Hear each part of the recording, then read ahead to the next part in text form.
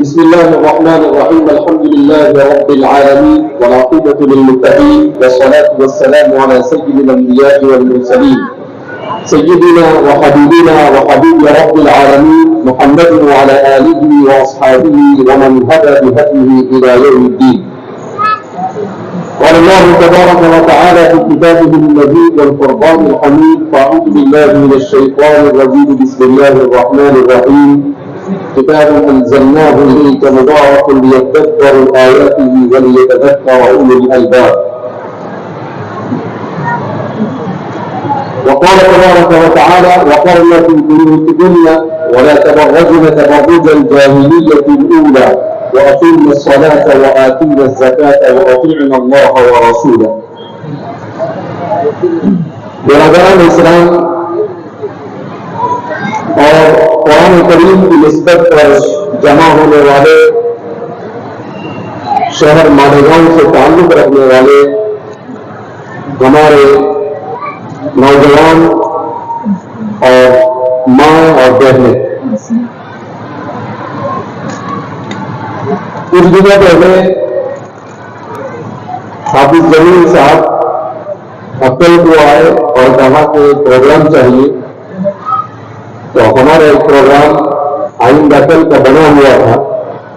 اسی پروگرام میں ہم نے کہا کہ ٹھیک ہے، جاتے ہوئے ہم آپ کا پروگرام کر کر آگے نکل جائیں گے. اسی دوران 4-5 دن پہلے منور جمع صاحب، ان کے ساتھ ہم ایک دو پروگرام میں ساتھ تھے، تو حافظ صاحب نے کہا کہ سر آ رہے ہو تو سر کو بھی لے کر آئیے. تو ہم نے کہا کہ سر آپ کو بھی دعوت ہے، آپ بھی میرے ساتھ چلیے. تو اللہ انہیں جزائے خیر عطا فرمائے کہ وہ اس کے لیے تیار ہو گئے. بہت سارے لوگ فون کرتے ہیں. ابھی ہم 2-4 دن پہلے پونا میں تھے، تو وہاں کے کوئی ایکس ایم ایل اے ہے ممبئی کے، تو ہمارے بڑے اچھے تعلق والے حاجی عبدالقادر فضلانی، انہوں نے کہا کہ بھائی آپ لوگوں کو ایک جگہ پر جانا ہے، ممبئی میں ایک بڑا اسکول ہے. ان کو فون لگایا تو انہوں نے کہا کہ آپ لوگوں سے 1.5 سال سے کانٹیکٹ کر رہا ہوں، نہ کانٹیکٹ ہوتا ہے نہ بات ہوتی ہے.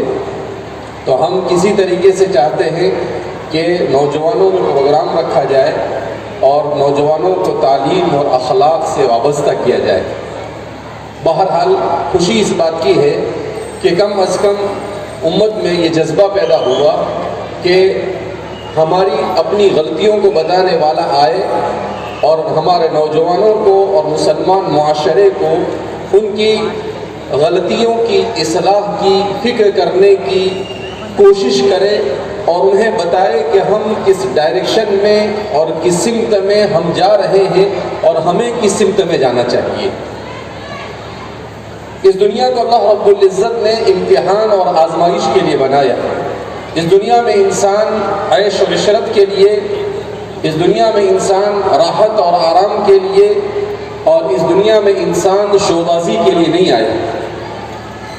اللہ رب العزت نے اسے اس لیے بھیجا ہے لِيَبْلُوَكُمْ أَيُّكُمْ أَحْسَنُ عَمَلًا، کہ تم میں سے کون ہے جو بہترین عمل کر کر آخرت کی زندگی کو وَمَا هَذِهِ الْحَيَاةُ الدُّنْيَا إِلَّا لَهْوٌ وَلَعِبٌ وَإِنَّ الدَّارَ الْآخِرَةَ لَهِيَ الْحَيَوَانُ، جس کو قرآن بیان کرتا ہے کہ یہ دنیاوی زندگی تو محض کھیل اور تماشا ہے، اصل زندگی تو آخرت کی زندگی ہے، جہاں پر اللہ رب العزت فرماتے ہیں کہ اس دنیا میں اس لیے بھیجا تاکہ وہ ہمیشہ کی زندگی کی کامیابی کی راہ چن سکو اور ہمیشہ کے لیے اللہ رب العزت کے عذاب سے اپنے آپ کو بچا سکو.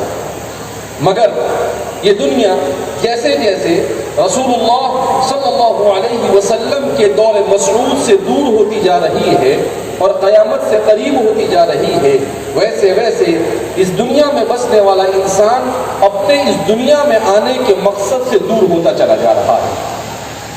وہ یہ سمجھ رہا ہے کہ میں اس دنیا میں پیٹ بھرنے کے لیے آیا، وہ یہ سمجھ رہا ہے کہ میں اس دنیا میں نام بنانے کے لیے آیا، وہ یہ سمجھ رہا ہے کہ میں اس دنیا میں اس لیے آیا تاکہ میرا جیب بھر جائے، میری خواہشات پوری ہو جائے اور میں ایک اچھے نام کے ساتھ، چاہے وہ کسی بھی فیلڈ کا ہو، مجھے صرف نام چاہیے، لوگ مجھے لائک کرے اور لوگ میرے ویورز بڑھا دے، اور طرح طرح کے ایسے ایسے خیالات لے کر دنیا کے اندر میں زندگی بسر کر رہا ہے، مگر یہ تمام کے تمام چیزیں انسان کے لیے سوائے ہلاکت کے اور کوئی راستے کی طرف انسان کو نہیں لے جاتی ہے۔ اللہ رب العزت نے مجھے اور آپ کو ایمان کی نعمت سے مالا مال کیا۔ یہ ایمان کی نعمت ان لوگوں کو اس کی قدر ہے جو لوگ ایمان میں داخل ہو رہے ہیں۔ ہم دیکھ رہے ہیں کہ جاپان، یورپ اور امریکہ اور یو کے یہ وہ ممالک ہیں جنہوں نے آج سے 300-400 سال پہلے منصوبہ بنایا، عالم اسلام پر حملہ کیا۔ اس ملک ہندوستان میں بھی وہ آئے اور اس ملک پر انہوں نے 200 سال تک حکومت کی۔ اس ملک میں جب انگریز آیا، ہمارے مسلمانوں کو معلوم ہونی چاہیے، آج ہماری تاریخ کو مٹانے کی کوشش کی جا رہی ہے، ہمارے تاریخ کو جڑ مڑ سے نکالا جا رہا ہے۔ ہمیں یہ معلوم ہونا چاہیے کہ جس وقت انگریز اس ملک میں آیا، اس وقت اس ملک کی جی ڈی پی جو مسلمانوں کے ہاتھ میں تھا کتنی تھی معلوم ہے آپ کو؟ پوری دنیا کا 30% جی ڈی پی مسلمان، 30 جی ڈی پی تھی۔ یعنی ہندوستان میں جس وقت انگریز آئے اس وقت اس ملک کی جی ڈی پی کتنی تھی؟ 30 اور آج 3 بھی نہیں ہے۔ کہتے ہیں کہ جب وہ آیا تو ہماری جی ڈی پی 30 تھی، یعنی پوری دنیا کی دولت کا 30% حصہ ہندوستان کے اندر میں پایا جاتا تھا، صرف ہندوستان میں۔ اور جب وہ یہاں سے گیا تو ہماری جی ڈی پی 7 تھی، اس کے بعد سے لے کر آج تک ہماری جی ڈی پی کبھی بھی 3، 4 اور 7 سے اوپر نہیں بڑھی۔ وہ ہمیں لوٹ کر چلا گیا۔ مگر ایک بات بہت تعجب ہوتا ہے کہ جو لوگ پوری دنیا کو لوٹ کر گئے، پوری دنیا کے مال کو لوٹا، پوری دنیا سے انسانوں کے ذہن و دماغ سے اخلاق کو ختم کیا، ان کے ذہن و دماغ سے ایمان اور اسلام اور مذہب کو کھرچ کر نکالنے کی انہوں نے کوششیں کی۔ آج صورتحال یہ ہے کہ وہاں کے لوگ اسلام میں داخل ہو رہے ہیں اور یہاں کے لوگ ان کی ایکسپائریڈ تہذیب کی طرف دوڑتے چلے جا رہے ہیں۔ جن چیزوں کو وہ ریجیکٹ کر چکے ہیں، جن تھیوریز سے وہ پریشان ہو چکے ہیں، جن اخلاق جس فیشن سے وہ تھک چکے ہیں، جس خاندانی نظام کی تباہی سے وہ پریشانی کے عالم میں مبتلا ہے، ڈپریشن میں مبتلا ہے، خودکشی کرنے پر آمدہ ہے، ان تمام چیزوں کو اس ایکسپائری ڈیٹ اور آؤٹ آف ڈیٹ تہذیب کو ہمارا نوجوان آج اختیار کرنے کی کوشش کر رہا ہے۔ آپ کو حیرانگی ہوگی کہ امریکہ میں ہر سال ایک اندازے کے مطابق 30 سے 40 ہزار لوگ اسلام میں داخل ہو رہے ہیں۔ جاپان میں اسلام تیزی کے ساتھ پھیل رہا ہے۔ ان لوگوں کا خود یہ دعویٰ ہے کہ اگر اسی تیزی کے ساتھ اسلام پھیلا تو ایسا محسوس ہوتا ہے کہ 2050 تک اسلام یورپ کا سب سے بڑا مذہب ہوگا، سب سے زیادہ مسلمان وہاں پر پائے جائیں گے۔ ایسا کیوں؟ اس لیے جس تہذیب کو 300 سال صرف پیسے کے پیچھے اور کرسی کے پیچھے دوڑ کر وہ تھک چکے ہیں، وہ تہذیب مادی تہذیب ہے۔ اس تہذیب میں صرف ظاہری طور پر اچھائی نظر آ رہی ہے مگر وہ اندر سے کھوکھلی تہذیب ہے۔ کیوں؟ اس لیے کہ پیسے میں کبھی سکون نہیں مل سکتا ہے، اسٹیٹس اور عزت کے بڑھانے سے سکون نہیں مل سکتا ہے۔ سکون اگر ملتا ہے انسان کو تو اس وقت ملتا ہے جب اس کا تعلق اپنے خالق اور مالک سے مضبوط ہو، اور اللہ سے اپنے خالق اور مالک سے اپنے تعلق کو مضبوط کرنے کے لیے اللہ کی کتاب سے تعلق کو مضبوط کرنا پڑتا ہے، جس کے بارے میں قرآن خود کہتا ہے کتاب انزلناہ الیک مبارک لیدبروا آیاتہ، کہ ہم نے اس کتاب کو نازل کیا، بڑی بابرکت کتاب ہے۔ کیوں نازل کیا؟ ہم نے اس لیے نہیں نازل کیا کہ صرف اس کو محفلوں میں پڑھ دیا جائے اور کسی میت کے اوپر اس کی تلاوت کر دی جائے، نہیں، اسے اس لیے نازل کیا تاکہ اس کی آیتوں پر غور کرو، اور غور کرنے کے بعد تم اللہ کی معرفت حاصل کرو اور اپنی ہمیشہ ہمیشہ کی زندگی میں کامیابی کے اسباب اختیار کرو۔ اس لیے اللہ فرماتے ہیں کہ اس کتاب کو ہم نے نازل کیا۔ آج جیسا کہ ہماری ایک بچی نے بھی تقریر کی کہ ہماری بہنیں یہ اعتداد کا شکار ہو رہی ہیں، کیوں؟ اس لیے کہ ہمارے گھروں میں اسلامی ماحول نہیں، ہمارے گھروں میں عورتیں سیریلیں دیکھتی ہیں، ہمارے گھروں میں مرد فلموں کو دیکھ رہا ہے، ہمارا نوجوان یہ گیم کھیل رہا ہے۔ ہم سب ایسی لتوں کے اندر مبتلا ہو چکے ہیں کہ ہم نے اپنی اولاد کی تربیت کی اہمیت کو سمجھا ہی نہیں، جبکہ انسان کا سب سے قیمتی سرمایہ اگر اپنے ایمان اور اسلام کے بعد کوئی ہو سکتا ہے تو اس کی اپنی اولاد ہے، جو اس کے لیے آخرت اور دنیا میں عزت اور کامیابی کا بھی باعث ہو سکتی ہے اور اس کے لیے بربادی اور ہلاکت کا بھی باعث ہو سکتی ہے۔ نبی کریم صلی اللہ علیہ وسلم کے پہلے جب ہم اپنی عورتوں کو کہے کہ وہ سیرت پڑھے، ان عورتوں کی سیرت پڑھے جن عورتوں نے ایسے ایسے حالات کے اندر میں اسلام پر استقامت کا ثبوت فراہم کیا۔ امرأ فرعون حضرت آسیہ رضی اللہ عنہا، کیا ظلم نہیں کیا گیا؟ کھولتے ہوئے پانی کے اندر، کھولتے ہوئے تیل کے اندر میں ڈال کر انہیں موت کے گھاٹ اتار دیا گیا فرعون نے، مگر وہ ایمان اور اسلام سے ڈگمگائی نہیں۔ ایک حیرت انگیز واقعہ جو عام طور پر ہمارے عورتیں بھی نہیں جانتی اور ہمارا مرد بھی نہیں جانتا ہے، ماشطۃ فرعون۔ ماشطۃ فرعون کون ہے؟ رسول اللہ صلی اللہ علیہ وسلم مکہ مکرمہ میں تھے، حضرت جبریل علیہ السلام آپ صلی اللہ علیہ وسلم کی خدمت اقدس میں حاضر ہوئے، اور حاضر ہو کر حضرت جبریل نے کہا کہ میں براق لے کر آیا ہوں اور آپ کو میرے ساتھ چلنا ہے معراج کے لیے۔ تو پہلے سفر اسرا ہوا اور پھر اسرا سے معراج۔ سفر اسرا کس کو کہتے ہیں؟ سبحان الذي اسرى بعبده ليلا من المسجد الحرام الى المسجد الاقصى الذي باركنا حوله، جس کو قرآن نے بیان کیا کہ اللہ کے رسول صلی اللہ علیہ وسلم کو سوار کیا گیا براق پر۔ یہ کوئی من گھڑت کہانی نہیں ہے، دنیا میں جھوٹی جھوٹی فلموں کی جو اسٹوریاں بنائی جاتی وہ نہیں، یہ حقائق پر مبنی ہے جس کو خود رسول اللہ صلی اللہ علیہ وسلم نے اپنی زبان اقدس سے بیان کیا ہے۔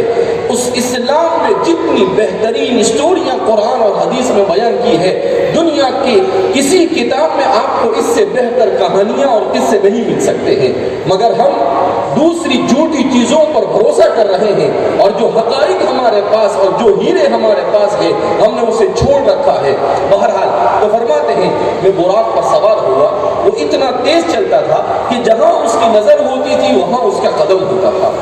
اس کے بعد فرماتے ہیں اللہ کے رسول صلی اللہ علیہ وسلم نے بڑی تفصیلات بیان کی کہ آپ وہاں سے نکلے، مدینہ منورہ سے گزرے تو کہا گیا کہ یہ آپ کا دار الہجرہ ہوگا، پھر ملک شام سے گزرے، وہاں پر آپ نے کتابوں کے ستون کو دیکھا۔ ایک جو مجھے اہم واقعہ اسرا کا بیان کرنا ہے وہ واقعہ یہ ہے کہ اللہ کے رسول صلی اللہ علیہ وسلم جب بیت المقدس کے قریب پہنچے تو حضور نے بہت ہی بہترین خوشبو محسوس کی۔ تو آپ صلی اللہ علیہ وسلم نے دریافت کیا، اے جبریل ما هذه رائحة طیبہ، اے جبریل یہ بہترین خوشبو کیا؟ ہماری مائیں اور ہماری بہنیں خاص طور پر اس کو سنیں۔ حضرت جبریل علیہ السلام نے کہا کہ محمد عربی صلی اللہ علیہ وسلم یہ خوشبو آ رہی ہے ماشطۃ بنت فرعون کی قبر سے خوشبو آ رہی ہے۔ یہ کون ہے ماشطۃ بنت فرعون؟ یہ ایک عورت ہے جو فرعون کی بیٹی کے سر پر کنگا کیا کرتی تھی۔ وہ فرعون کی بیٹی کے سر پر کنگا کر رہی تھی کہ اس کے ہاتھ سے کنگا گر گیا، اور اس عورت نے اسے اٹھایا، بسم اللہ بول کر اٹھایا۔ تو یہ فرعون کی بیٹی کہتی ہے کہ یہ کون سا تمہارا نیا معبود ہے جس کو تم پکار رہے ہو؟ کیونکہ فرعون دعویٰ کرتا تھا انا ربکم الاعلی، میں تمہارا سب سے بڑا رب ہوں۔ تو کہا کہ بھائی وہ اللہ تو میرا بھی رب ہے، تیرا بھی رب ہے اور فرعون کا بھی رب ہے۔ تو کہا کہ میں اپنے باپ سے جا کر کہوں گی کہ وہ تمہیں چھوڑ کر کسی اور رب کی عبادت کرتا ہے۔ کہا جا کر کیا دے، کوئی حرج نہیں۔ وہ مومنہ تھی، حضرت موسیٰ علیہ السلام پر ایمان لا چکی تھی۔ اس بیٹی نے جا کر اپنے باپ کو خبر دی۔ وہ آگ بگولا ہو گیا کہ میرے محل میں یہ مومن عورت کیسے آ گئی؟ اس نے کہا کہ اس کو میرے دربار میں لایا گیا۔ اس کو لایا گیا، اس عورت کو، اور کھولتا ہوا تیل رکھا گیا۔ اس کے 3 بچے تھے۔ پہلے ایک بچے کو اس کھولتے ہوئے تیل میں جھونک دیا گیا۔ ماں کی نظروں کے سامنے وہ کھولتے ہوئے تیل میں بلبلاتا ہوا موت کے گھاٹ اتر گیا۔ دوسرے بچے کو لایا گیا، اس کے ساتھ بھی ایسے ہی کیا گیا۔ یہ خود رسول اللہ صلی اللہ علیہ وسلم نے بیان کیا۔ تیسرا بچہ اس کی گود میں تھا، جو ابھی دودھ پی رہا تھا، بول بھی نہیں سکتا تھا۔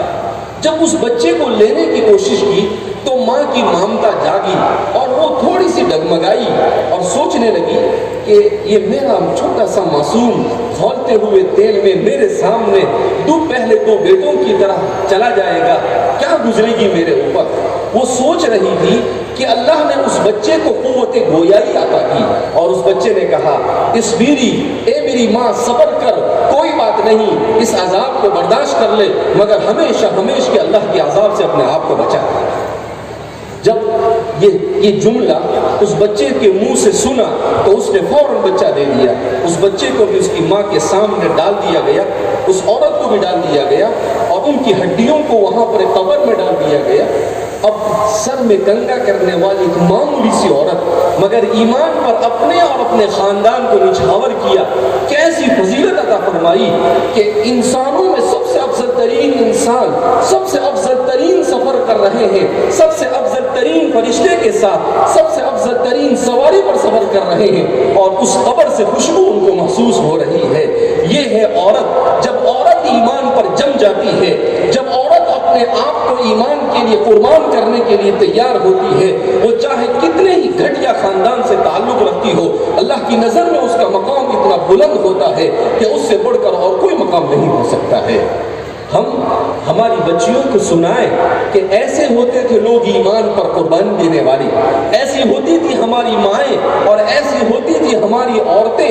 آج ہم چھوٹا سا کہ بھائی مجھے ڈاکٹر نہیں مل رہا ہے اس لیے میں کسی غیر کے ساتھ شادی کر لوں گی، مجھے اپنے اسٹیٹس کا نہیں مل رہا ہے میں کسی غیر کے ساتھ چلی جاؤں گی۔